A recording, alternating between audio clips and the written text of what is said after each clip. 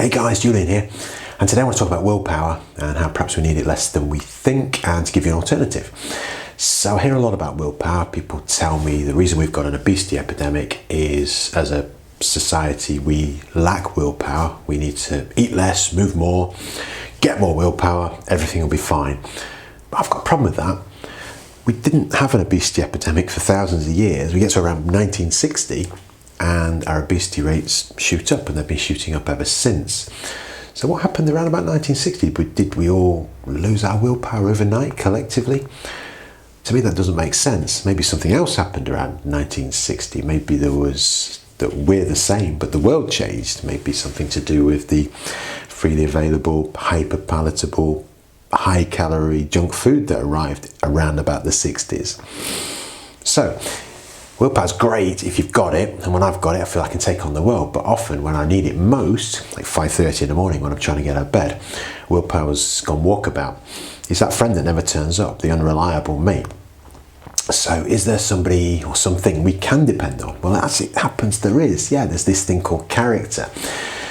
The difference between character and willpower is character's part of you, it's part of who you are, so it's dependable. And it becomes easier, it becomes relatively straightforward to do these things once they're just a part of who you are.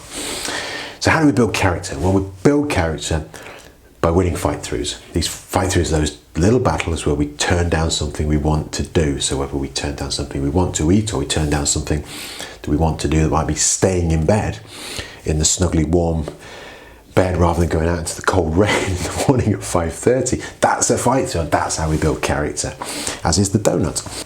So how do we give ourselves a better chance of winning fight-throughs? Well, the answer to that is visualization. We learn from sports psychology. Some famous experiments done with basketball players where they were shooting hoops in their brains, visualizing, and they got better at basketball. Their performance on the court got better through visualization.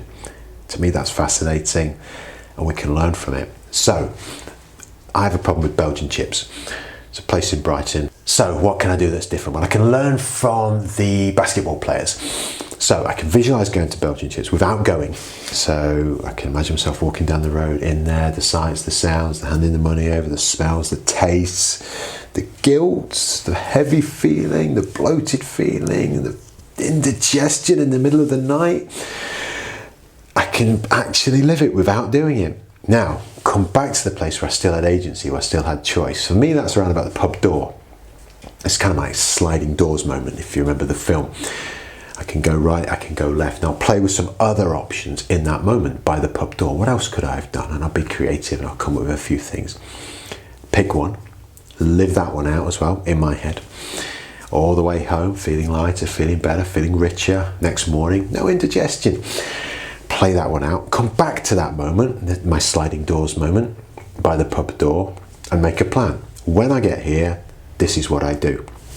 And like the basketball player, when he gets to the big game and he throws the ball at the hoop, the brain says, I've been here before, I've practiced this, I remember this, I know what to do. We're the same. When we get to that pub door, we open the door, we arrive at the just outside the door, but that's a sliding doors moment, and the brain says, hang on a minute, I remember this, I know what to do. I'm just going to turn to my friend, say, I've had a great night, mate, thanks, but no chips for me tonight, and I'll start walking. I go the other way.